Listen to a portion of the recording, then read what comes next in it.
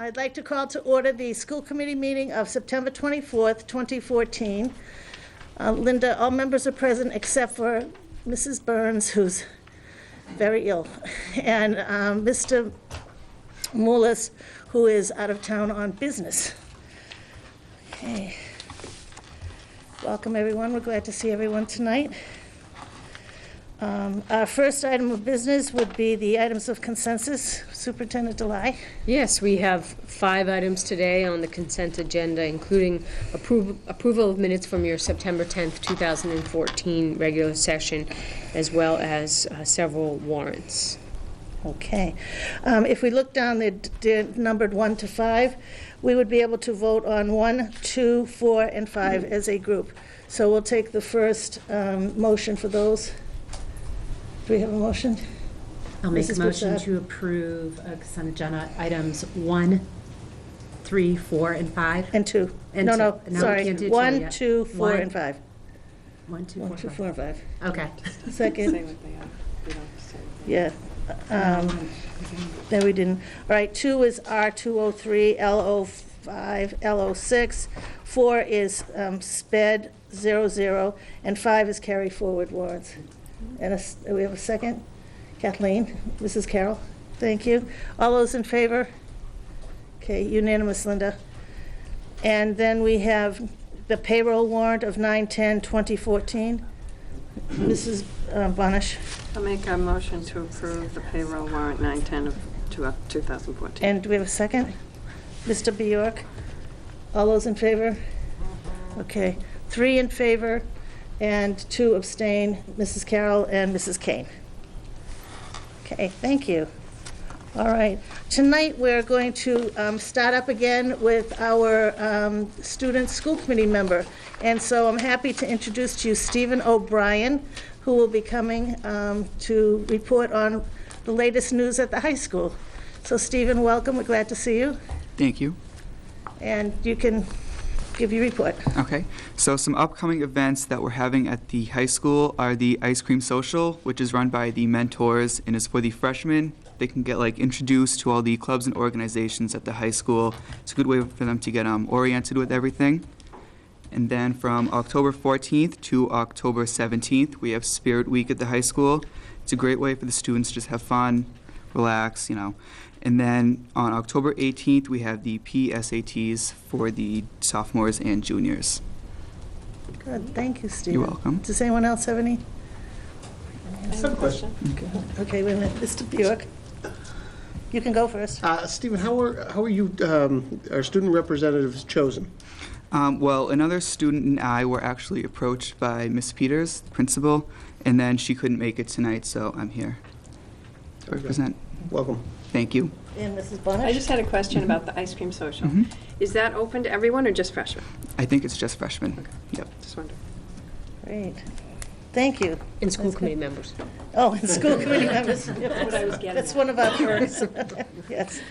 They won't turn you away. Thank you. I forgot to tell you the other good thing about it, Stephen. Once you've given your report, you don't have to stay through the meeting. Should there be some item on the agenda that you'd like to stay for, you're welcome to stay. But otherwise, you can go along and do your homework. Thank you. If you still have anything to do tonight. Okay. Thank you. We're glad to have Thank you. Okay. Our next item of business would be the superintendent's report. Thank you, Madam Chair. I'd like to actually start by asking our Assistant Superintendent, Dr. Kate Burnham, to talk to you a little bit about the District Accountability Report. She has provided in your packet an overview, and the intent of this report is just to give you a little bit of understanding of what these accountability measures are about. She's going to report to you at your next meeting the details of MCAS and accountability.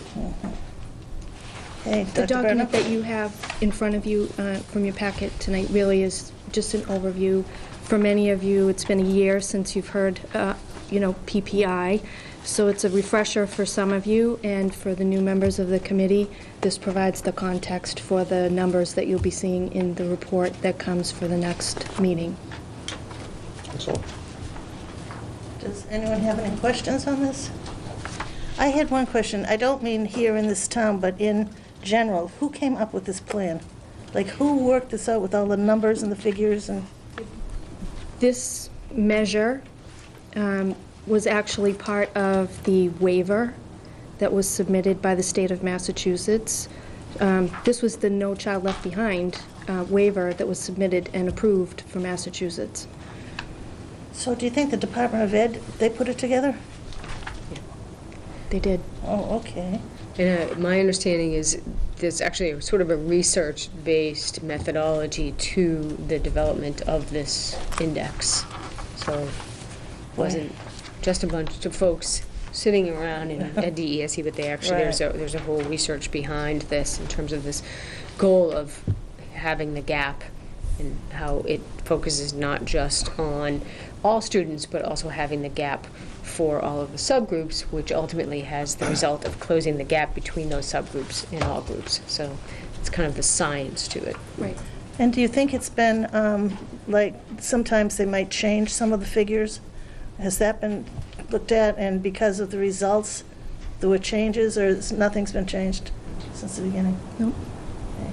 And my last question is just for public knowledge. Have we, the school levels, the best you can be is level 1? Yes. 2, 3, 4? Yes. Have we ever been below 2? No. I just want the community to know that. Yes, and we also have a memo that I think Kate distributed Yes, it you just earlier did, yep. today. Now that the embargo was lifted, and that happened this past Friday, September 19th. And so now that that has been lifted, we can release some of this information. It's available on the DESE website, but Wilmington retains its level 2 status, but we were fortunate to have 2 of our schools move from level 2 to level 1 status, Wilmington High School as well as the Woburn Street School. So that's all. That's definitely positive news on that front. Congratulations to everybody. Yeah, that's good progress. Excellent. And at the next meeting, you're going to be, The next meeting, there'll be a report that provides you an overview of all of the MCAS data, both performance and growth, as well as the PPI calculations that determine the accountability status for every school in the district. excellent. Thank you. Mrs. Just a Broussard. question, is it safe to assume then, since the embargo happened, the embargo was lifted this past Friday, that probably between now and our next meeting, parents can expect to receive the individual reports? Those we anticipate we will have ready to put out in the mail early next week. Next week, okay, just We curious. just received them. Okay, Yeah. great, thank you.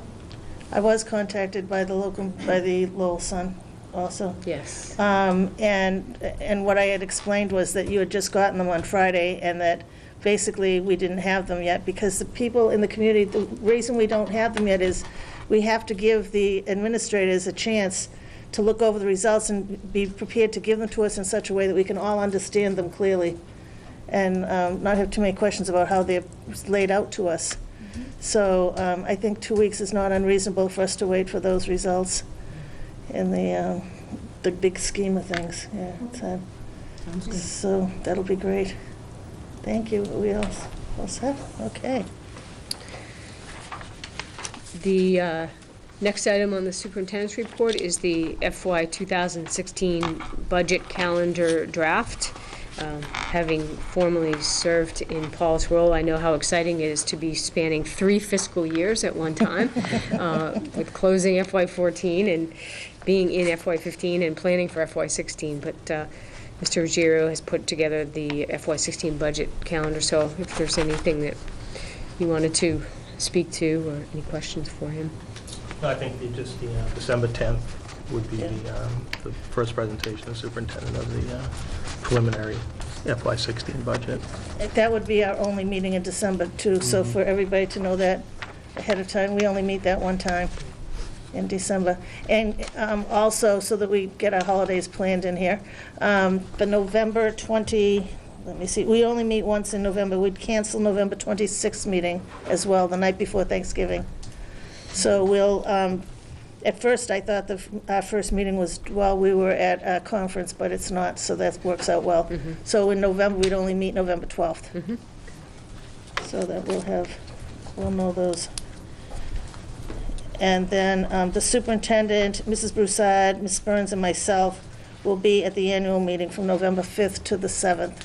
The school committee superintendent's meeting We'll be there those days. All right. Did anyone see anything else on the dates that they seemed, we're all set on those?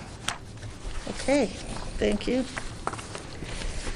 And moving along, there had been some questions, I think, from the community over the past few weeks as we began our school year about transportation, specifically around what is, just reiterating, what is the school committee policy around transportation? What is the process that we use with respect to establishing bus routes? But more importantly, if there is a question or concern about a particular route, what is the process that we use? So I had asked Mr. Ruggiero to come up with some information for you that we could review at this meeting so that certainly you all could hear that information, but we could also have the committee be aware of as well. So if you want to speak to that at all. Sure.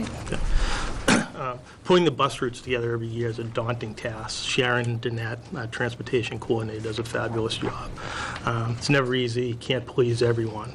So we put the routes together and we let them run. If we get a request to change a stop and so forth and it's deemed a safety issue, Sharon, the transportation coordinator, will meet with our safety officer and the local police officers to review that stop and potentially change it. And if it's a safety issue, it's changed immediately.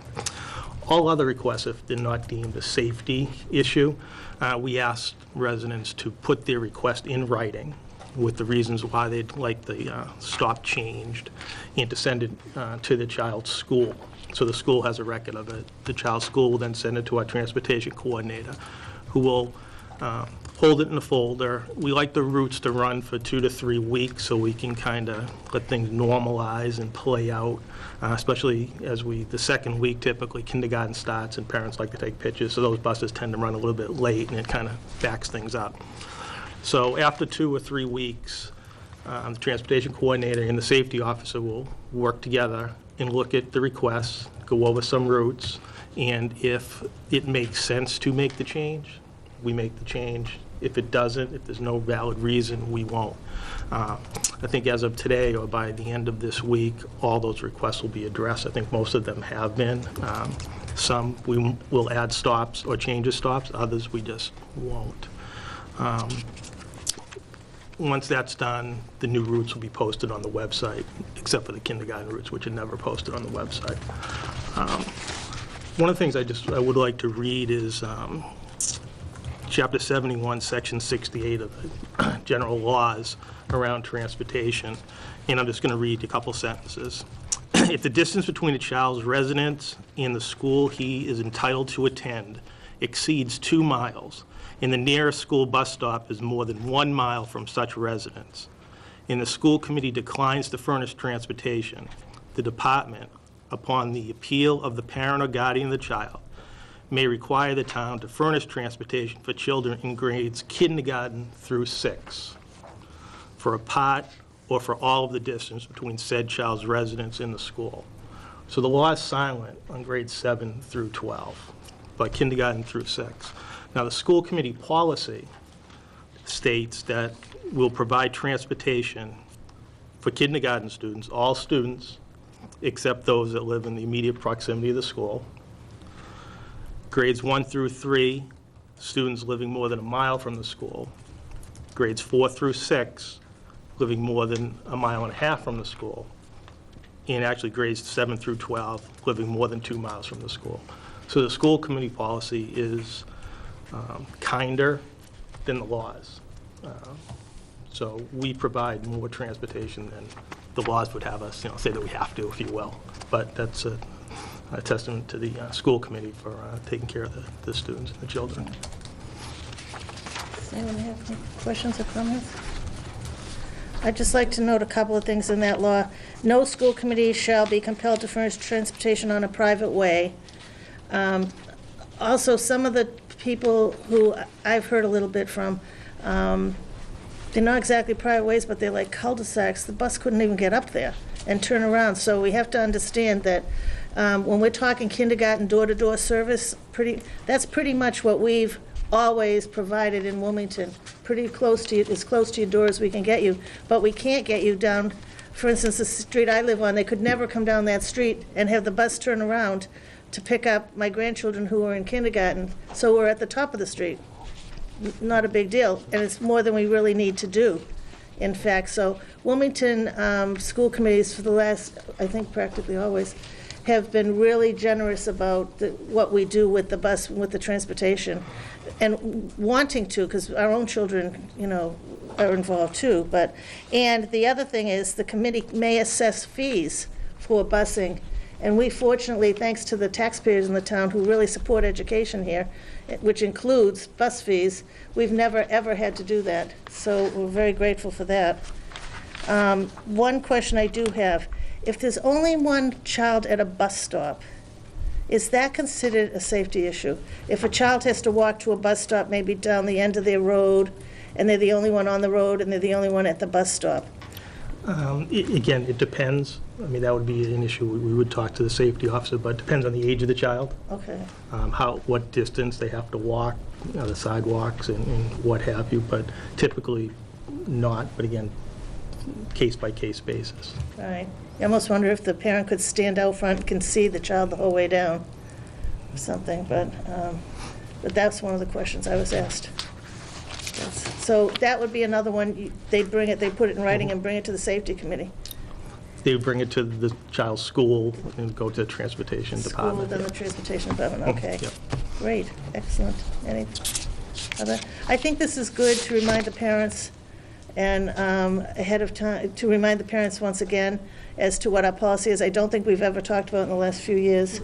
I don't think we've ever brought up, so, yes. If I could just mention one more thing. The police department's fabulous here as well, and our safety officer, Officer Moon, if there's occasions where there's some question, he'll actually go to the stop in the morning, sit there, watch the traffic, watch what's going on and so forth. So he's out there, you know, when the buses roll occasionally to check things out. And, you know, I think last year we had a situation, we had a lot of snow, and there was some big snowbanks, and we got some complaints, and Officer Moon, we worked with the DPW, and the snowbanks were gone by that afternoon, so they really work with us.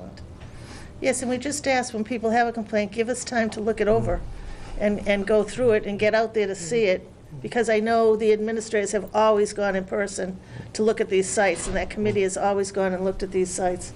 So nobody wants anything to happen to any of our children while we're on the bus route, for sure. You know, so, okay. Absolutely. Thank you very much.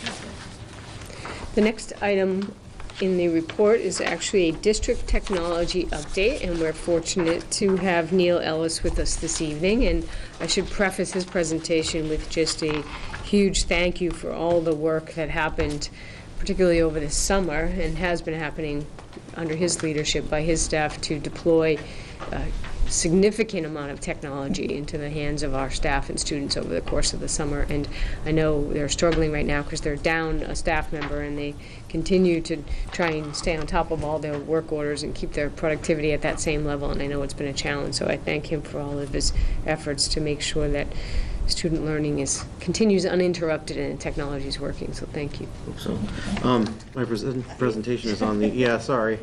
Oh, that's quite all right. Should I dim that? I'm not sure. Hey, dim that. Can you get that check, please, Ben? Oh, that's all right. I got it. Thanks. I don't know who this is who's joined us at our meeting. They're all nice. Oh, it's Neil. He's going to come get it.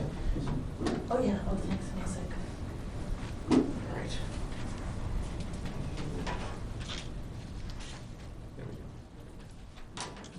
Okay, so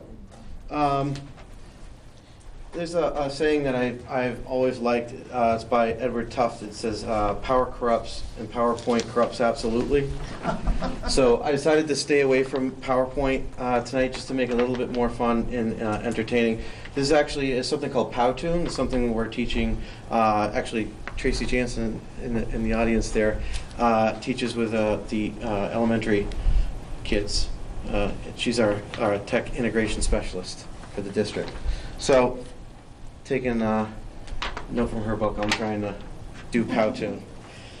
Okay, so I'm trying to move through this quick because I don't want to be here all night. We've done a lot through the year because we work More really, time for really hard. questions. Yeah, exactly. More time for questions. Okay.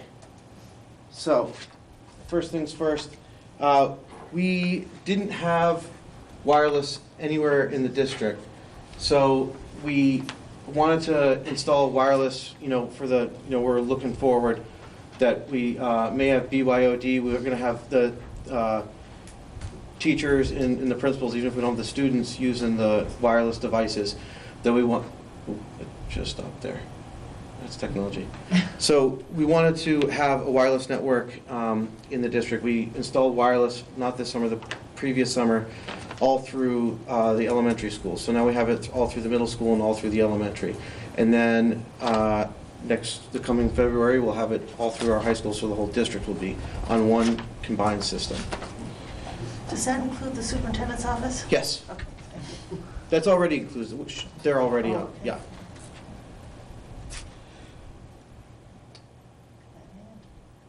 Yep. So we installed, I've gone back a little bit more than a year because I probably haven't reviewed this kind of stuff.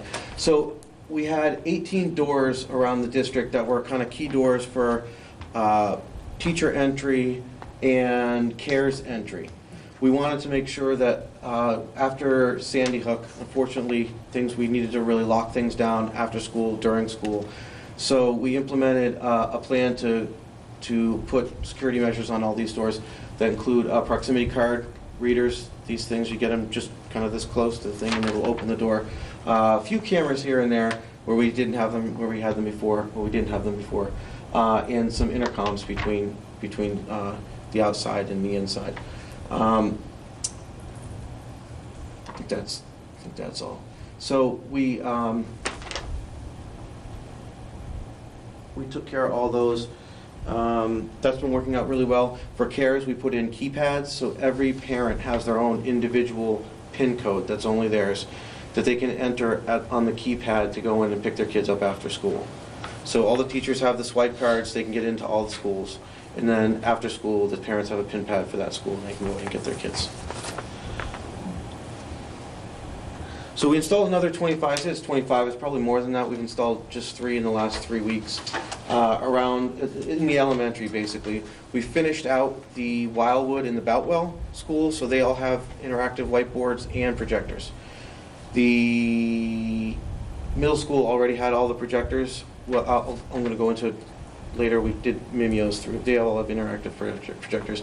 We basically finished the Woburn Street. We're tying up the Shawsheen in the west and in the north. We did the Woburn Street because we were anticipating being in there in the summer, trying not to be in there in the summer when Karis was there. As it turned out, we didn't have enough time to do it, any installations this summer anyhow. So the light bulb's there because these kids right here, they're so much more enlightened now from their rich media environment in the classroom. So we did all these installations ourselves, so we saved lots of money. Like $1,000 a room. Every time we do one ourselves, we save like $1,000 for every room. And it's also put us, in terms of districts and having mounted projectors and interactive whiteboards, we're ahead of the game. I like the squeegee. We also, in anticipation of having a lot more mobile devices, and this keeps increasing, we bought 100 licenses and we're almost out of them for our mobile device management system.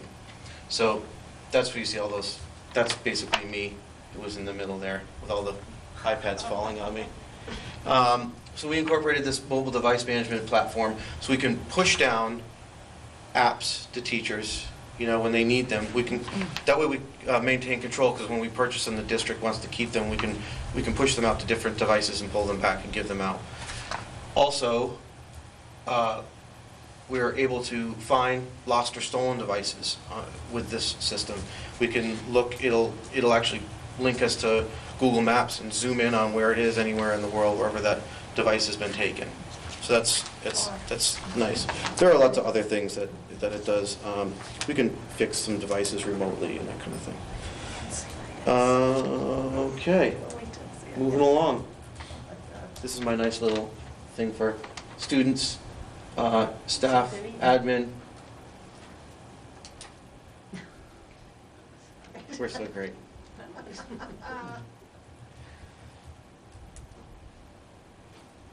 So we installed interactive whiteboards in every classroom at the middle school. I think there was like 62 of them.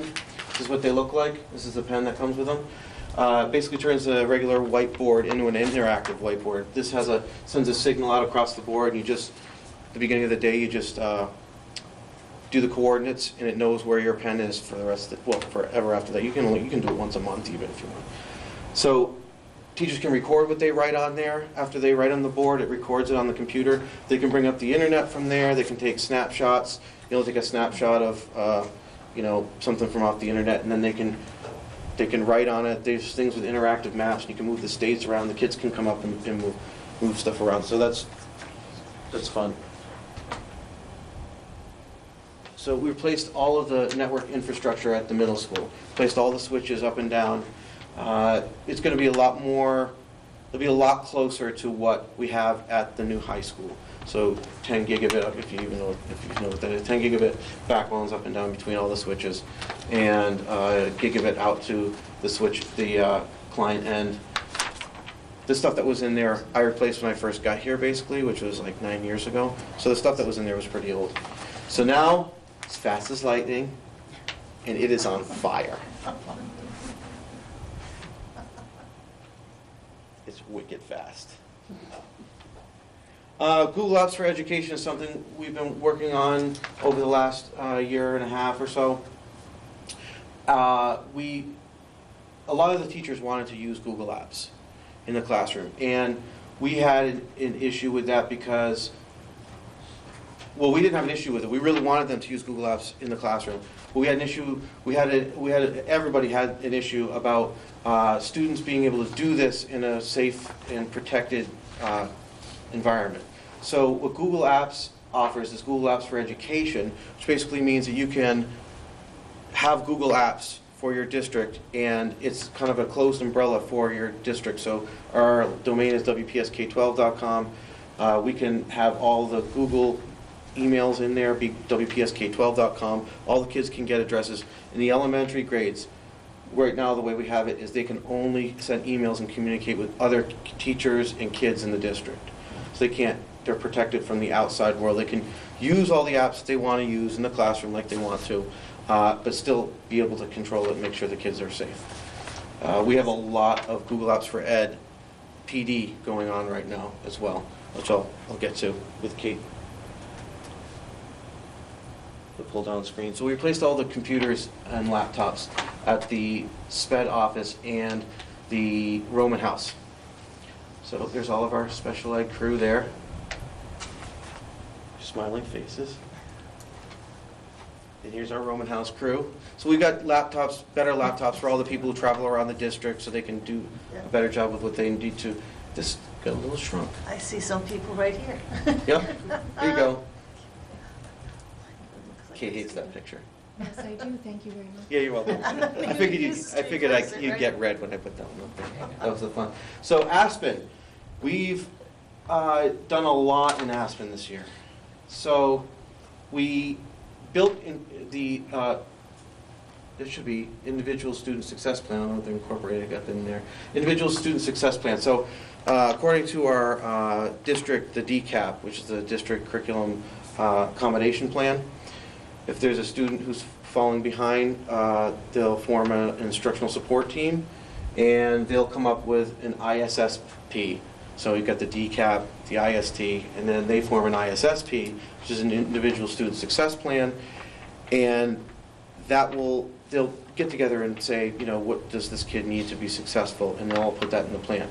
Now, the good thing about having that in Aspen is that it follows the student through their whole career in Wilmington. So say a student's having some difficulty in math in second grade. So an IST forms, they put together an ISSP saying, let's try these different things with this student. And they're successful with it. Then that student moves on from, say, Shawsheen to West. Now they're at the West, and the student's having trouble in math again.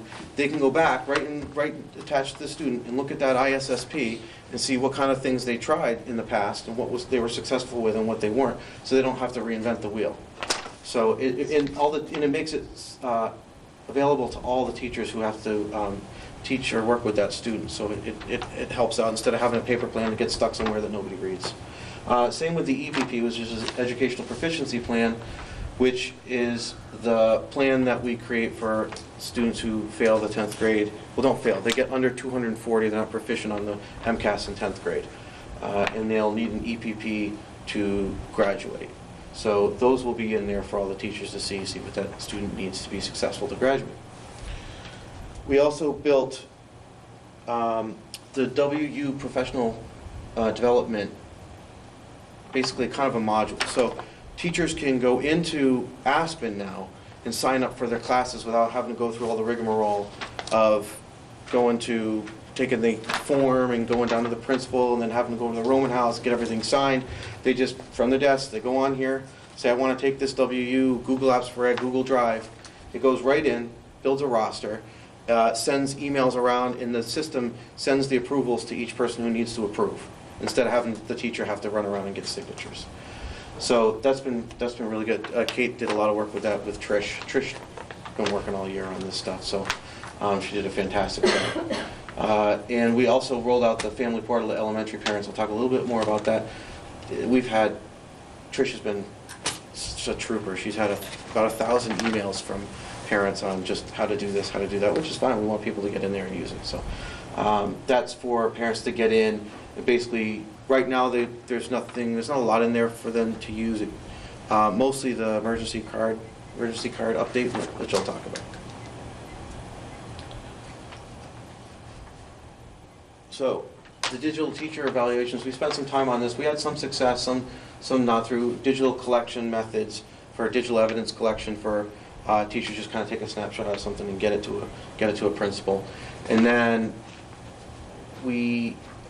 Trish built all the forms in Aspen so that they're available to the teacher, to the principal, everybody who needs them, and they satisfy our state requirement. So that took a lot of time.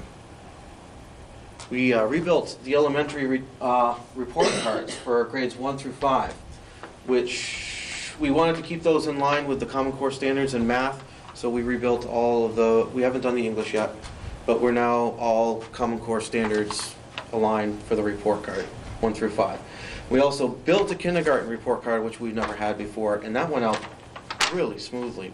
It was amazing. We built it and gave it to them, and they ran with it. We didn't have any issues with that. So that's been going really well. Happy parents.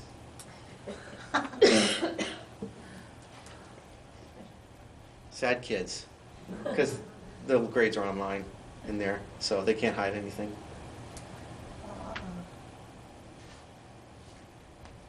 So we this last year upgraded our backbone throughout all of the schools to gain 10 gigabit, which is 10 times faster than it was. And part of the reason for that was the security system. Part of that was because of the cameras on the security system. Part of that is for feeding out stuff that we're going to be doing in the new high school that we want to make accessible to kids other places in the district. Another thing is we're going to be building a video archive system, which will house all the videos, and teachers can stream that out to their computer or projector, and that will need a good amount of bandwidth to do that. So we also designed and put that in ourselves too, which saved us a lot of money. We implemented the Raptor security system at the middle school because we have a new detail there in the lobby. They have this system, scans a license from somebody, goes to a database of sex offenders or people with criminal past, checks it against that, and if it's okay, it prints out the sticker. If not, it alerts police, superintendent, principal, the safety officers, like immediately, text, phone, and email. So we have that at the high school and the middle school now.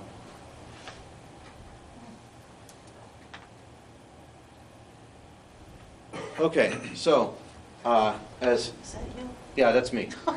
No, this is a teacher I couldn't find a real PC, so I had to have him smack himself in the head with an old laptop. But like Superintendent Delay said, we rolled out about 175 laptops this summer, including, I'll show you.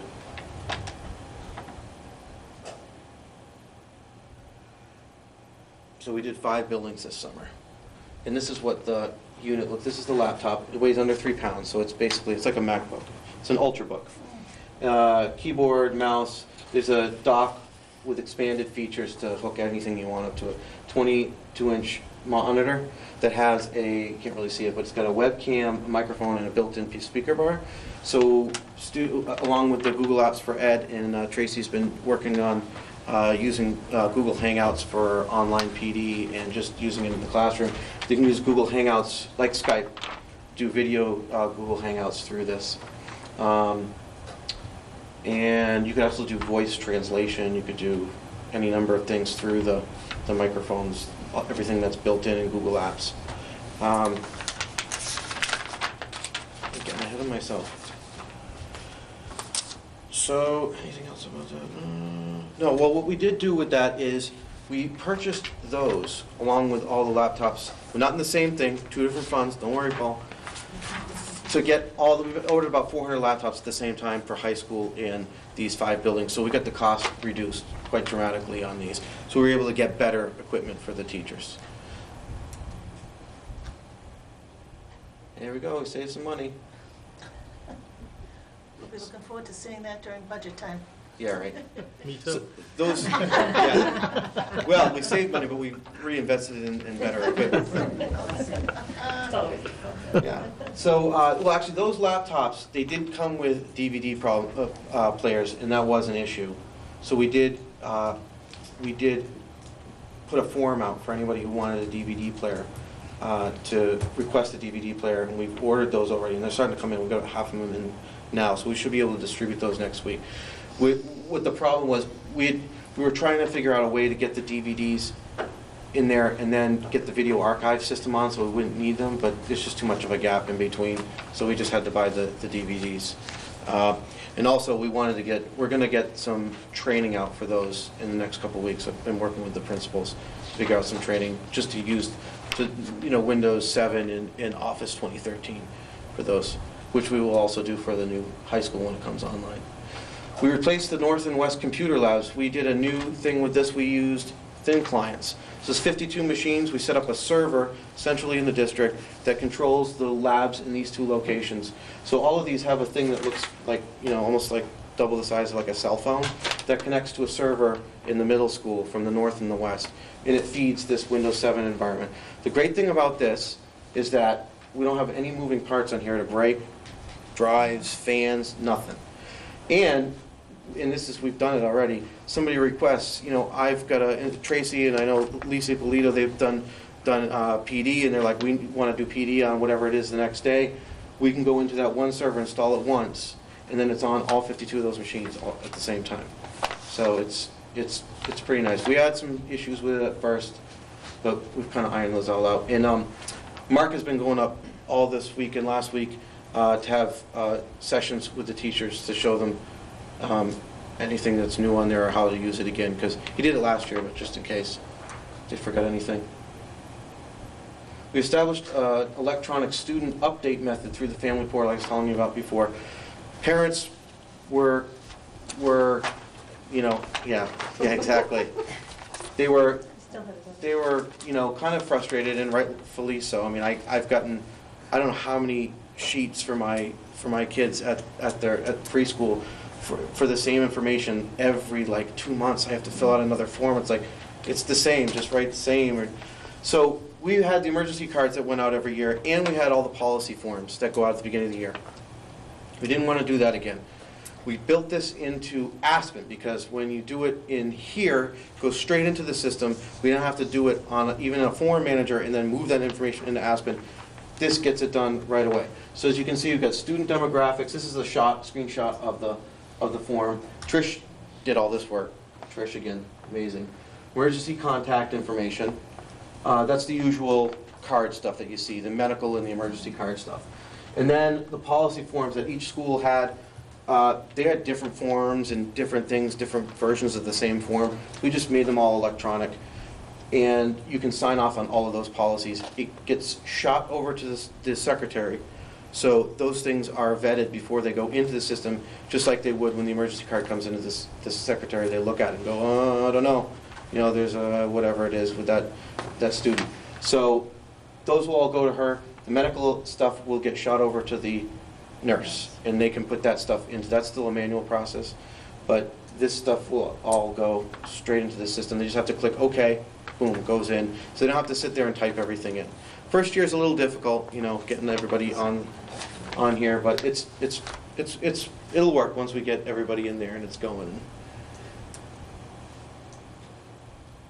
Here's the happy parents. Yay! Yeah, and if you're wondering, that is a cat with headphones on.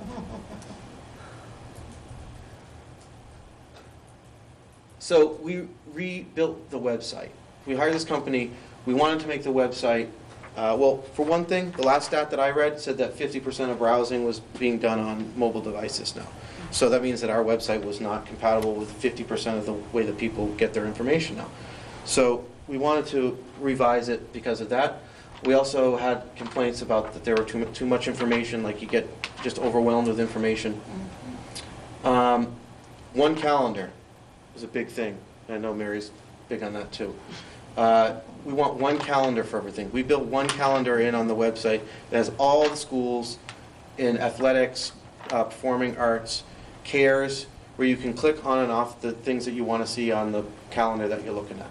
So everything's all in one place.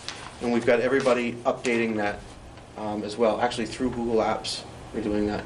Also, we wanted to be in touch with social media, Google+, Facebook, Vimeo, Twitter, YouTube, and have all those things integrated into our website. So we have the latest and greatest news for the district, that it's up-to-date content. Okay, you can stop yelling. So we'll be rolling this out a little bit later in the fall. It is a district app. So it's an app for Android and iOS. We're calling it WPS Connect. It's an icon that just looks just like that. You click on it, and inside of that app, again, we wanted to make strides in parent communication and getting information in and out of the district. So when you click on this button inside this app, there'll be, first there'll be a ton of good information from Kate, because you're always updating your Twitter account with educational things. So those are always in there. In our testing, I'm like, oh, Kate's got a new one in there. We have, the first thing you see, there's a couple things you see. There's an Aspen Connect button, one way just to connect straight to Aspen, in Aspen Mobile. It's a mobile version of Aspen. There's a directory in there. You can click on the directory, go through, find your kid's teacher, or contact information for the school if you need it right away. You click on the phone number, boom, calls with your cell phone. You click on the website, boom, opens your browser. You click on the email for the kid's teacher, opens your email application, starts sending them, opens up the email. We have aggregated tweets from admins, so we have news tweets coming in a thing called News, and there's another one that's just Twitter. We have a calendar in there that's just like the calendar on the web page. All those consolidated calendars that you see on the web page, those will all be in there. So you can just click on your phone, boom, you go to the app, you get all those calendars. There's a photos thing, mostly athletic photos, superintendent's blog. There's lunch menus, and click on the lunch menu thing, get the lunch menus for the next month. There's a NutriKids lunch payment button, so you can go straight to NutriKids and pay for the lunch. There are notifications, push notifications, just like Facebook. You know, you get a little thing at the top of your iPhone that says little F or whatever, that you have a new Facebook thing. This does it too. It's no emergency, push out the notification. There's a Study Island thing in there. There's a Facebook for our district Facebook page. We've got to tweak some more. And there's a district YouTube in there that's mostly just our demo videos on how to do stuff. And there's other social media connections. There's also a tip line, which is for which we're going to figure out, which is for it's for parents and teachers and students who want to anonymous tips. We've had a lot of problems with like Yik Yak and other things that are anonymous kind of chat sites, or people saying things that we just don't have control of that information. We can't see it. So if there's a problem, we want kid to be able to say, hey, I'm having this problem, or there's this, I saw this happen today, or a good thing, Mrs. So-and-so had a great class, whatever it is, and those will get sent to the district. Moving on, maybe went too long on that one. The new high school, we're spending a lot of time on doing stuff for the new high school. So the new high school will have new wireless systems, new video archive, new laptops, monitors, docking stations, new projectors, interactive whiteboards, have a new network, new file storage, thin clients, just like that North lab. We'll have new labs, new security system, which will integrate with our current security system, so we don't have to worry about people going from school to school. A new voice over IP phone system, new software, and yeah, the other thing I was going to say, I might get into it a little bit. I'll get into it later about the voice over IP because we've got some issues with that. So here we go. Here's the phone. So we have really old phone systems in the district. They're over 30 years old, and they're really starting to fall apart. In two places where we really had the problem and needed to get those replaced immediately was our special education office at the Boutwell, and special education office at the Wildwood, and our Boutwell location where the phones were just basically one day we just couldn't do anything, and we got it up just in time, just long enough to get it going again. Yeah, that's a cat drinking grape soda. Figured I'd take a tip from Scott Sensivan, put a lot of animals in my presentation. So yeah, I got this. So that's good. That sends emails if a voicemail comes in and they're not there. It sends a voicemail WAV file to their email. So special ed admin can get those in any time of day. And it also, there's a whole voicemail structure in there. So how am I doing on time? All right. OIT assistant superintendent.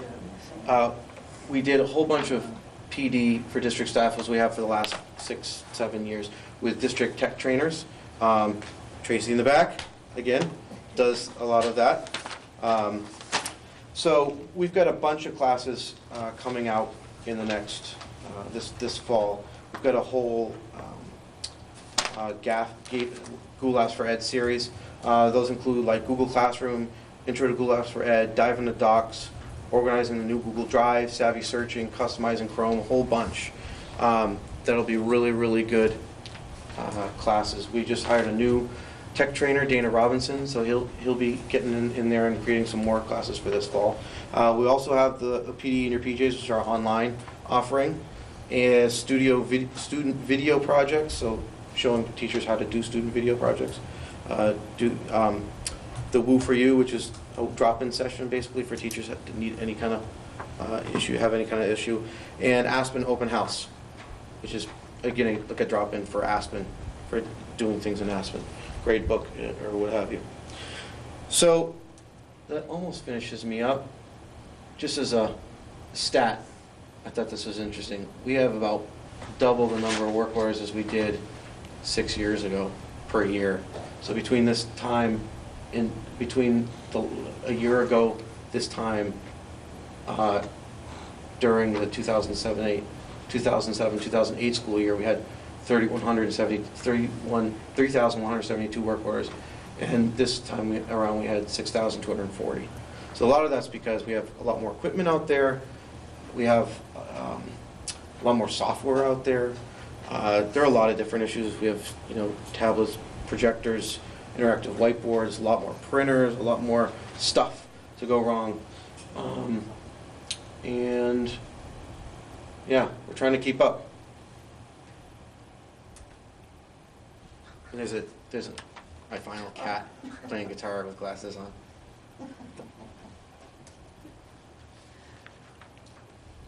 Okay, thank you. Any questions?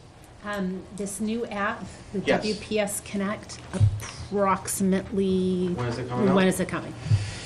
We have to figure out a date, but I'm not. It's tough because right now we've gotten really. The beginning of this year we got about 1,000 tickets in 4 weeks, so we got slammed. So that impacted our. Like I was going to do training for the laptops every day after school, and that got knocked out, and there were some other things so that's gotten behind a little bit. Not behind, but we knew we weren't probably going to put it out until October, November timeframe. So I'm guessing probably mid to late October. The elementary websites for the new website. Those should be out mid to late October as well. And we're trying to do a combination. We're probably going to do a combination where we can, with those elementary things, we'll have a little thing on the side for the app. If you want to download the app, I was thinking about maybe a QR code. You could just scan with your phone from the screen to download the app, but Now we're something getting like that. fancy. Yeah, we're getting fancy. That's pretty cool. Yeah, we're going to try to do something like that. But Thank you. yep. Mrs. Bosch? Okay. So when you were talking about the mobile device management platform Mm. for teachers, are the mobile devices that this is happening with, are they their own personal devices, or are they devices that are provided? It could be mostly all ours. Oh, they It- are? it- Okay. yeah, they're all our So it's not like devices. you're pushing stuff out to their personal iPhone or their personal We iPad? could. We maybe done that in a few select circumstances where, maybe in a special ed, where the student has their own device that they have, or the parents bought a device, and we want to supply the software, we'll push it out to the device, something like that. And the tip line, Mm, is that really anonymous? It is. I'm with you on that one. Huh? I'm with you on that one. I was going to bring up the tip line. Well, I We're was not just sure if we want wondering. to, you definitely can, talk it over with Mary, how we want to do it, because, it's not out Yeah. yet, but. I know that the newspapers at different times have had those tip lines, and then they have to do away with them, and I just think they're kind of a breeding ground for negativity. They could be, and if anything is put on there about, when you said the staff, they could put something on Mhm. how nice they are, well, they could put something on about what they did, which didn't happen. I think it opens too much. Can I just piggyback up what you're saying? Yes. I think there are opportunities for them to do that out there on the internet, and I think it might be a nice idea for us to be able to control it. So I like the idea for that reason, that you can control it, take down what's inappropriate. Mhm. I had the same concerns on both. And I agree with that, and I agree with you too. I'm not against it. I was just wondering if it was really anonymous, because if it isn't, then people won't use It it. is, because it basically, it's coming out of that app, and we wouldn't know what that, it's not like an email or a text or anything, and it goes through that, it would go through that company, and then it would come, basically get taken, the text would get it, and it would get, filtered through an app, and it would stick it in an email, and then the company would send us the email with the text all through that thing. We wouldn't know where it came from. Yeah. I just have one more question. Can you just briefly describe the Raptor Mhm. thing again? Sure. So the Raptor is basically, we have a laptop set up in the lobby. So these people this is happening, they're inside the building already when they're having this? There's yes. Okay. In the front lobby of the middle school and the Okay. high school. That said, it will work a little bit differently at the new high school, where that will take place in the vestibule. In the vestibule, Okay. right. Two sets of Thank you, double doors. vestibule. Yes. Okay, that's really all I was wondering. Yeah, I mean, in order to get to that point, you have to pass the safety officer's desk Mhm. as well, in the middle school. So there's protection there. Yeah. And generally speaking, if it's an armed person, they'd have to get through, first they'd have to be let through, so they get caught on a camera, and then the person who sits at that desk, we have it all set up now so that they can see them on we have a special phone there that shows the video of who's in front, and they have to see who it is and verify it before they let them in, and then they greet them as they come in, once they've verified that they're not somebody with a gun or anything like that, and then they usher them in, take all their information, scan their license. That's interesting. Mrs. Carroll? The employee swipe cards, are we monitoring that? Do we know who's coming in and out of the buildings? I mean, it's in the database. The only time we've ever used it is for troubleshooting. If somebody says, "Oh, I went to the front door at the Woburn Street today and I couldn't get in," we can go back and do this thing where we can figure out. Well, we don't even do that actually, to be honest with you. We do a simulation where we just put their name in and simulates them going through a door and see what did or didn't, which one of the policies did or didn't let them through. Okay. So, it's in there, but we don't, Right, you don't look Yeah, at it every we don't day, look but at it's monitored, it's, Yeah. you know. If we ever needed to say Say. who was in the building this time because something happen. went missing or something happened, you would be able to say, You would know these all the people were in the employees. building. Right, if we have to go Swiped look in. back at something historically. Yeah. Excellent. Mr. Buick? The pin pad where you're giving parents individual codes, do we have the ability to have that active only during certain hours? Oh, yes, oh, so yeah, I kind of skipped through all that. Absolutely. So the CARES parents access is only during CARES times of the day. Yeah, so they're blocked off during the time during the day. Yeah, so there, it's a different bill. It's different for every building because, you know, the opening times are different, so it ends in the morning too at different times. But yes, it's only during CARES. And just one more thing on that anonymity, the tip line. If there was any kind of a threat or anything deemed criminal, you could, certainly the police can track down through ISP numbers, correct? Given if I they don't present know. a warrant to the company that's To see what IP address it came from. If they were on, say they were on our wireless in the building here and they sent it through that, it would just come up as our firewall IP address. So it would just, we'd know that it came from our building, but it wouldn't tell us anything. okay. Mrs. Burns sent me some questions to ask you, based on the report you had given. There's only four. There's four. What you had on, you didn't mention this tonight, but on our report you did. What type of issues have you run into with Evernote? Oh, with Evernote. Oh, so yeah, we didn't really. Evernote is a really, it's a great tool, and the setup of it, getting people in to it, getting people signed into Evernote, and then getting the Evernote connected to a premium account, which is what we have for the principals, and that it can be cumbersome and difficult, and people forget how that works because it is cumbersome. So that's basically the issues we've had. There are some other issues where there's a limitation on a certain number of like folders you can use, and we ran into that in the beginning, and that kind of threw us for a loop, but we figured out a way around that with tagging. So, So I'm sorry, Neil, but what exactly is Evernote? oh, so you have a device, right? Okay, I'm doing my presentation here, and one of my 33 elements for the EdEval is for like professional collaboration. And you know, you're my peers, and I'm doing a presentation for my peers in the school.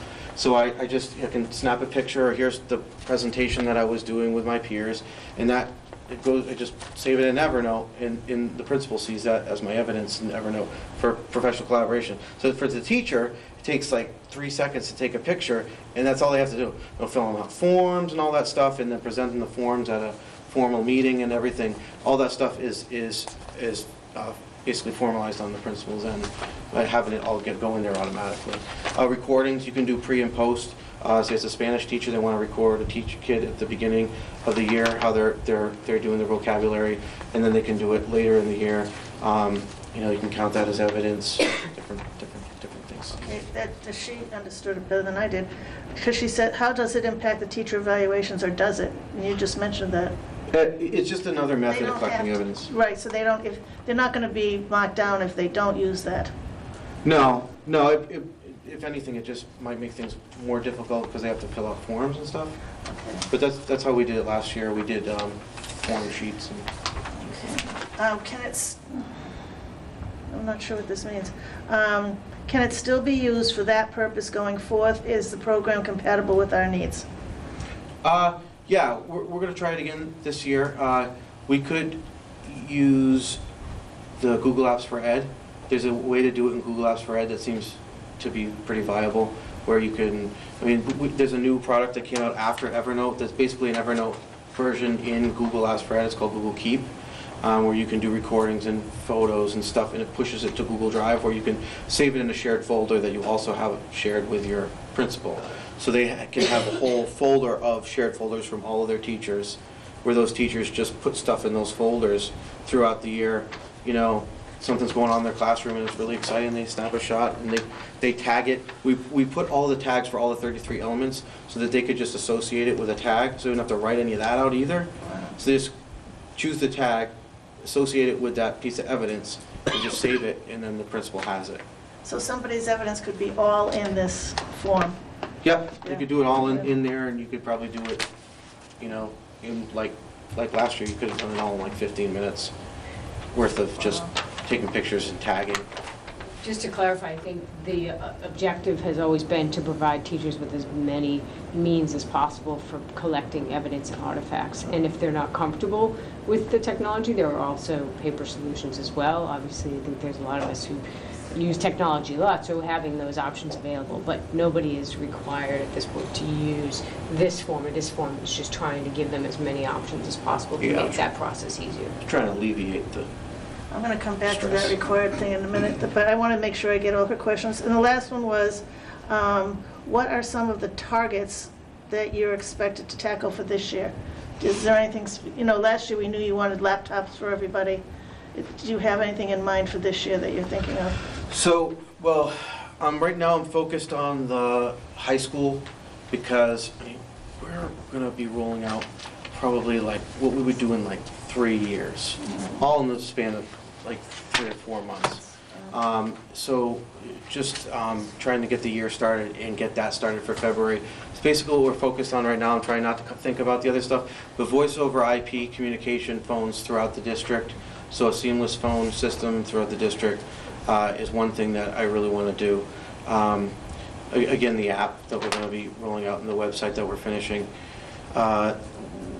We have a capital improvement item in for the phones for our 5-year plan that we submitted to the town last year. So that is in there to be done. So there are a couple other things, but. Yeah. One of the things I want to ask you about is the training. And in connection with that, if the teachers, I know we would hope they would use these, but is there some kind of a rule or anything? If the teachers are given this kind of equipment, they haven't had input into it. And the equipment, you know, you came up with, this is the new thing, I want to have these laptops, maybe they wanted to keep their old computers, or we want to have the Mimeo boards, maybe some of them don't want to use it. Because they have them in their room, have you talked about the fact that they should be using them, but they should also be getting training to use them? And is our training falling behind? I'm getting a feeling in some spots that we're giving them new things, and they haven't really had formal training in how to use them. Even the laptops, I look at that laptop, and if you just put that in my desk, okay, because I admit it, I'm just not as computer savvy as everyone else. But once I get it and get comfortable, but I know that in my school when we were giving them, if I called Jeff down the hall, if I didn't call him and tried to figure it out, I would be there for an hour and a half. Then I'd call Jeff because I'd see him walk by. He'd come in, hit this and say, that's all you had to do. So that's what I wanted to do, was call him whenever I had problems. I'm wondering how we're handling that. If I can't believe every teacher is just so excited to be getting all these things that they don't know what they are. And the other thing is the computers, they never come with written directions, like how to use the parts of the computer. At least mine don't. So I think, and from what I heard you saying earlier, that Kate has a number of professional development courses coming along, but are they for each of is there a time when they're going to learn how to use their laptop if they need to? How to use that Mimeo board if they need to? Is that happening? The training, the teacher training I'm worried about. We've done a lot of Mimeo training. A lot of Mimeo training. We had a couple, when we first rolled them out last year, we did 3 or 4 Mimeo classes in quick succession throughout the fall. One or two that were provided by the the vendor who sold us the Mimeos. So we did we did 2 directly just for the middle school. When you did that, did they already have the Mimeos? Or was it before they got there? It was I think it was in the first or second week of school. No, but I mean, did they all have them, or was it? They had them at that point, yeah. We installed them over the summer. last summer. Last So summer. that fall we had a bunch of training. Lisa Galito did one. I think Julie Kelly did one. We had one from the vendor, and there was one more, I don't remember. Yeah, so yes, definitely. The thing about the computers, yeah, we did want to provide more training for that. We found that for the most part, people didn't have an issue with the equipment. We wanted to do a lot more training, and we got way behind, and we weren't able to, unfortunately. We're trying to prevent that for the high school rollout. So, but we are going to provide training for the laptops, for basically more for Windows 7 and for Office 2013, which people are probably not as familiar with, is right now they're using Windows XP and Office 2003. So, you know, it's a little bit of an adjustment. You can kind of figure it out when you get in there. What else did you ask me? I just wanted to add to it. I think that there are different levels of professional development that absolutely you have to be cognizant of. There's that first level, I mean, this is just like Maslow's hierarchy of needs, right? There's that first level. I need to know how to turn it on and how to navigate and maneuver and start to generate some of those initial lessons. We're going to continuously have to provide professional development because technology evolves, there's new applications, new tools, and I think we always have to be cognizant of the fact that we can't just stop. We have to always be thinking about where people are at with use of technology, and we have some folks who are very comfortable and some folks who are not as comfortable. The good news is that the folks who are really comfortable tend to provide some assistance in helping the folks who are not as comfortable at all levels. Ideally, what you want people to do is to really see how things are used, become very passionate about it, and that kind of feeds them to learn more. So we definitely, I think, can do more to facilitate that process of allowing teachers to see how those teachers who are most effective using technology are able to do that. And once they see that, then I think it becomes more of a priority for them. The other thing that's always a challenge is time, is finding the time to allow them to do that. That's, with all the different priorities that we have, that's certainly something that's a challenge. So I think that WU has probably been one of the greatest, as far as from my observations, has been one of the greatest ways to do that, because it's a lot of the stuff does happen beyond the time in the school day. But I think initiating that passion through seeing each other's classrooms and what they're doing is an important piece of this that I certainly would love to see more of. Yeah. At the time, the CIT days, we didn't have as many last year. They're all pretty much taken up by Ed-Eval, so we had limited opportunities. You had a lot of different things happening here last year. And because I'm wondering, are we prioritizing enough? Are we just, sometimes I get the feeling that you are so enthusiastic, you are so up on everything that's happening, and in the world of, the way I look at it, electronic devices, and I could be totally wrong, but you said it about 3 times tonight, that you get to one, you're learning one thing, and then they already have something new that's replacing it. Mm-hmm. And as a school system, I don't want us always to be chasing around, trying to chase that next new thing. I think we have to have some of these things that we use for a while, and we let them, let people get used to using them, and if they're fulfilling their needs, maybe we should ask them, do you want one of these things or not? Do you know what I mean? I don't want to put us behind, but I also don't want us going so fast that we're, The thing about you know what I'm trying to say? I know what you're saying. The thing about the PCs and the laptops are that these machines are going to die. Some of the machines that we had out there were almost 8 to 9 years old. Mm-hmm. So it was one of those things where we had to replace it. There because 8 to 9 years old, that's what I'm wondering. Was there a plan that we would start, these would all go next year, these would go the following year, these would go the following year, so that we're not doing everything all together one year? Yeah. We have a plan to do them basically every 4 to 5 years. Some of them got left behind because we only had pockets of money to do it this chunk, pockets of money to do that chunk, this lab here, this lab there. And then we would, like the ones I said that were like maybe probably 8 years old, were ones that we, refurb with new equipment inside of them, so we can keep them going. But at the same time, Windows XP is now not supported any longer by Microsoft, so we had to go to Windows 7. We couldn't support Windows XP any longer. So that drove a lot of it. Also, we had, we couldn't run the new Office products on Windows XP in the machines that we had.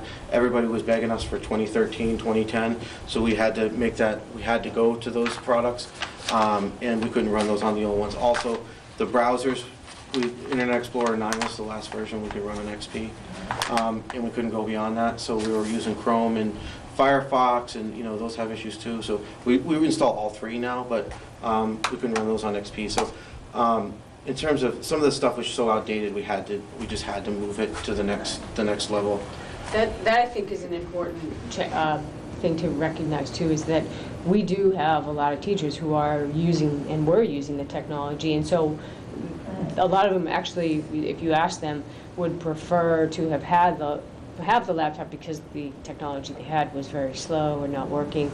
I've been in, different labs in different areas around the district that I know are scheduled for replacement, and kids are getting frustrated because they're not able to get on, or something freezes, and you don't want to do that. You don't want to hand kids these great, powerful tools and then they don't work. Today I was at the North School and they had this new lab that Neil was talking about, and there were all the virtual terminals. That's a technical term for it.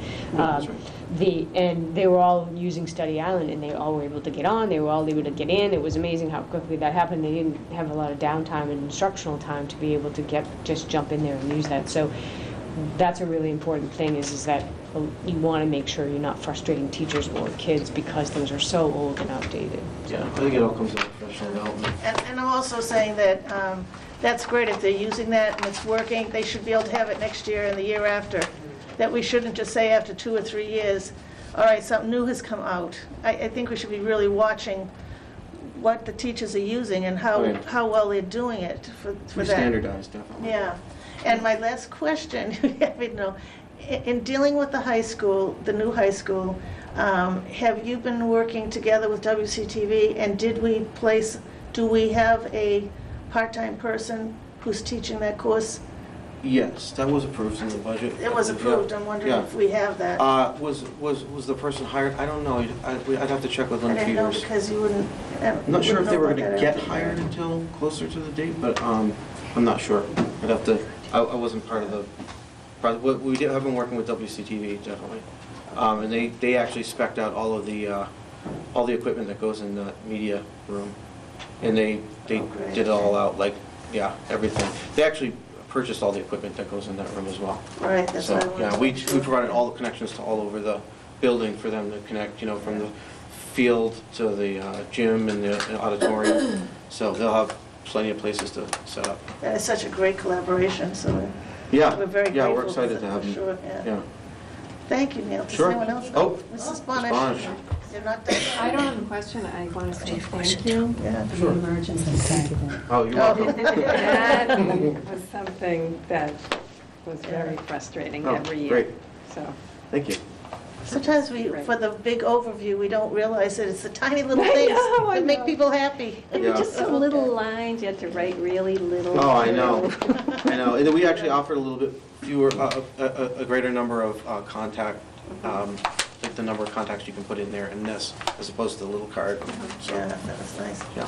Thank you, Neil. We really Sure. appreciate your Go help. ahead. Pick up the whole Boy, line. we're very impressive. I'm gonna get an earful from Paul. All right. No budget for me.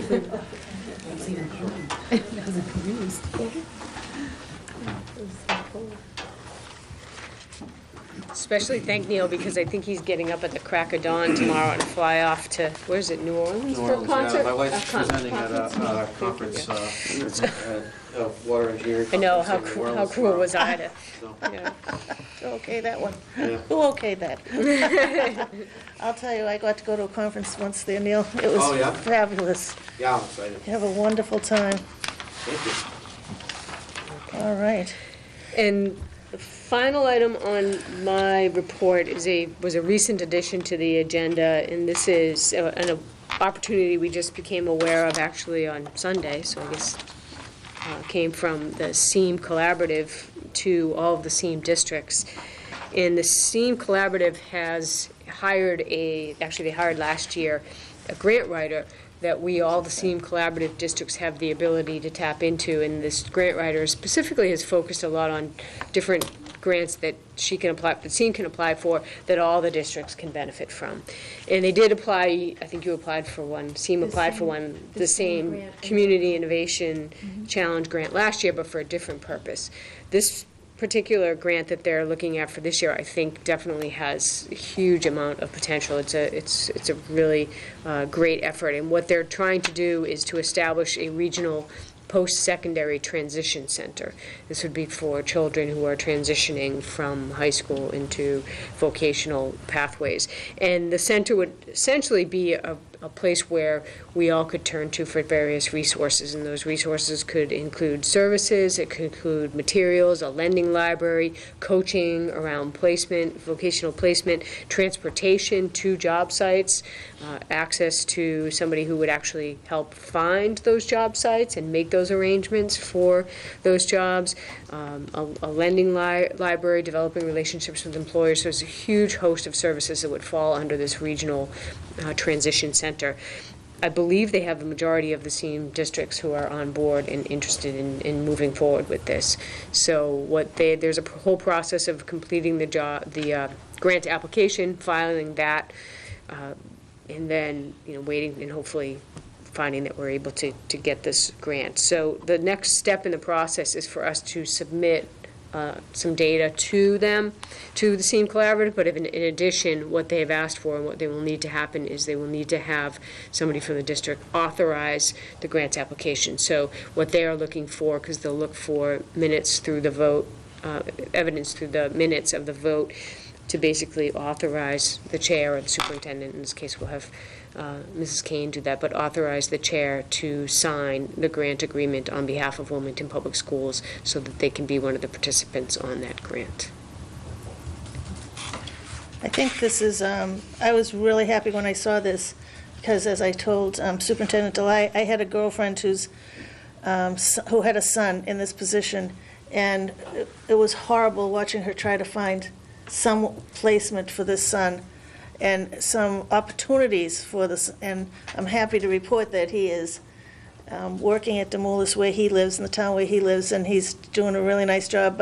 And he's able to get picked up and brought to work and dropped off, and it's just, he feels like, it's really a nice thing. And there's not a lot of opportunities out here at all for children when they become adults, young adults. So when she contacted me about it over the weekend, I was like, oh, this is absolutely a must. In my mind, this is a must-do. So does anyone have any? You all set with that? So do we need to take a vote that I would sign the paperwork? Yes, exactly. So the school committee want to vote to authorize the chair to execute the grant agreement on behalf of the Wilmington Public Schools. Okay. Do we have that motion? I move that we authorize the chairman to sign. Yeah. But Mr. Light, what she just said. Do we have a second? Mrs. Bonish. All those in favor? Okay, unanimous, Linda. Thank you. Okay, old business. There is no old business, so we'll go on to new business. Superintendent Delay. I'll give a brief overview, and then, of course, if the subcommittee wants to add anything. The subcommittee did meet, this is the policy subcommittee. We met on September 17th to review a number of policies, some that we're still working on, but this one we were able to put before you for a first reading this evening, and this is the background checks policy. It's policy number ADDA. We have provided you a red line version so that you can see what the changes have been, and essentially it adds a pretty significant amount to the front end of what used to be the CORI requirements policy. And the additions to this policy, the redraft of this policy, essentially are to allow us to be compliant with the recent background checks law that was passed, that now requires us, in addition to doing CORIs, also requires us to do fingerprinting for any employees who have direct in unmonitored contact with children. This would include all of our employees, both temporary, so substitute, as well as full-time, part-time employees. It would also include any volunteers that would potentially have that direct and unmonitored contact. So we're thinking specifically of parent volunteers who are on extended field trips out of town, overnight field trips with our students. Okay. Did you want to add to it? No, I actually had one question. So I know we talked about this, but, so for the volunteers, it's not necessarily overnight. It might just be an out-of-state Out of day. state, exactly. Okay. Out of state or, Okay. an extended, yes. Okay. Well, this was our first, this is our first reading of this. And then we don't need to take a motion on that. Yeah. So what we'll do is we'll take the motion next week to institute this policy at the next meeting. Mrs. Bonish will be leading that charge. She's going to be so mad at me. Here's another, I just read an article this afternoon about this. This is another unfunded mandate I just would like to put out there for the public to know about. That because we don't get money from the state to pay for this, but there are people who are against this having it be an unfunded mandate and who are working to try to find a better way to subsidize it for the teachers and the staff, the fingerprinting. Yep. Because they have to pay, it's $35 or $55. It's $55 if you hold a DESE license, and it's $35 if you do not, if you're not licensed or not required to have a license for the position. I would think it'd be the other way around. That's wild. Okay, so we'll do that the next time. Thank you. All right, public comment? No, not tonight. Okay. Other reports? Would that be subcommittees, right? Yes. So we had our first school health advisory committee. I'm new on this, so, you know. They have changed their new title to School Wellness Advisory Council. This is the year 7 for WPS. It's the recipients of the Essential School Health Services Grant. Right, am I saying? 2014 and 2015 goals for students and staffs were discussed. Meetings were focused on health and what that means to each community member.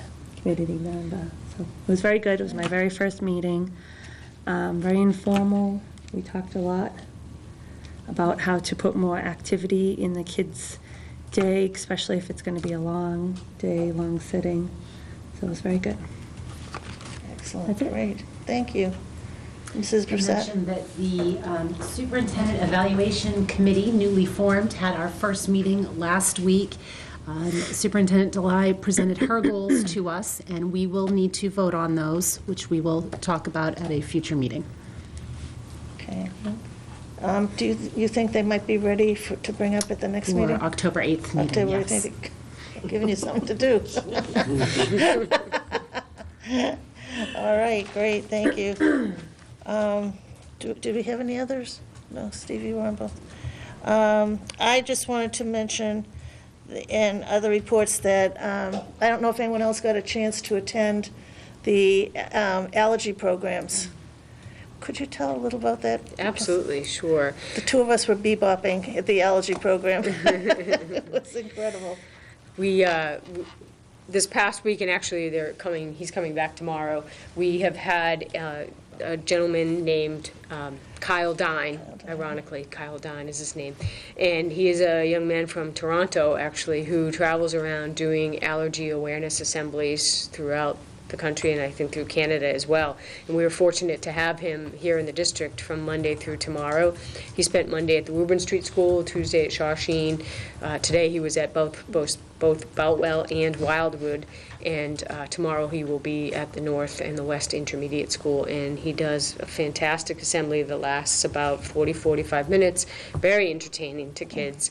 And including puppets, and I love Susie's Yeah, Symptoms Susie's was one of my favorites, and even puppets singing to Happy and Frozen, songs from Frozen. So kids were very entertained. I think one of the most amazing things was and I think even Kyle mentioned this as well, is just the very strong level of awareness and understanding that our children already have around food allergies, and a lot of the questions that he asked, which he allows them to answer together in unison, they really knew what those answers were and had a really great understanding and awareness of food allergies and life-threatening food allergies. So that was, and it was very It entertaining. was really excellent. Did you get to go, Ms. I Brissette? did. I went on Monday to the Woburn Street. The kids had a great time. You could tell. Got very loud in there at one point. I think it's the kind of education we're talking about also, though, because the interactiveness of it kept them, they were mesmerized. And he was excellent, and he showed them about medical alert bracelet, and He really talked from his personal experience, and he was showing them, this is what I can do today, that it's not a big deal. I keep myself safe, and you can too, and you can keep your friends safe, and I'm going about my day, and I'm a musician. It was pretty neat. yes, it was excellent. Yeah. Yes. I'm not sure who brought that to our attention. Was it the folks who were involved in the food the allergy food allergy development? Yes. It was one of Yes. the parents. And one of the parents, One of the yeah. parents, yes. And it was funded through PAC support, is that correct, or? No, the district is supporting that. Oh, Yeah. okay, so we got, yeah, so we got okay. this one, so very well received. That was excellent. Correspondence, do you have did you get a copy of the letter from, Oh, I did. could you read that for I us? sure can. We got some correspondence from Mr. Matthew Malone, who's the Secretary of Education, and he was writing to us in response to his visit to the Woburn Street School. And he says, "Dear Superintendent Delay, it is wonderful to be with you as the school year begins with your first year as superintendent. There is clearly a lot to be proud of in Wilmington, and the town is fortunate to have you leading the work. The students at the Woburn Street School were engaged, happy, and well supported by a great team. Best wishes for a strong school year. Sincerely, Matthew Malone, PhD, Secretary of Education." And he also wrote on it, "Excellent work." Excellent visit. So. I was wondering who wrote that on there. It wasn't me. No, that was very nice. Thank you. And he got right down with the kids. He was very good with the kids. Okay. And I just have one item I just wanted to add. We belong to Division 1, as you all know, and we try to have a couple of meetings a year. I'm the Secretary-Treasurer, and the MASC would like us to have a meeting, and so we are going to have, it's going to be here on October 15th, and so it's going to be in the library at 7 o'clock, and you'll get information about it at home through the MASC mailings. But just so that people know, there'll be a meeting here that night for the local school committees. And what they're going to do is they're going to talk about the conference and what the positions are on the items that they want to bring up as legislative issues for this coming year. So they're going to explain and go through all of those, so that'll be interesting. And there are a couple of other things they're going to be talking about. They're working on the outline of it right now. Okay, so just to know, we'll be housing it and hosting it. Okay, future meeting dates and agenda items. We have October 8th and October 22nd coming up. And, thank you, I almost forgot. And we have an announcement to make tonight that we are bittersweet feeling tonight that Linda, who's our recorder, who's been with us for a few years now, and has done an outstanding job with our minutes, getting them really tidied up, and really, I don't think there's been one mistake ever that we've had to bring to your attention, Linda, since you've been here. We're very happy for Linda. She is going to be taking a new job, so she won't be able to be with us after tonight. And we want to thank you for everything you've done. You've been an excellent person to work with, and we really appreciate it. And we have mixed feelings about Mr. Ruggiero giving her a recommendation that enabled her to get her new job. Blindsided. You didn't see it coming. So sometimes the best things come out of the blue when you least expect them. So we're very happy for you and we wish you well in your new job. Thank you. All set. Okay, I'll entertain a motion to adjourn. Mrs. Brissette. I'll make a motion to adjourn. And second, Mrs. Bonish. All those in favor? Unanimous, Linda. Thank you so much. Good night, everybody. Thank you for coming.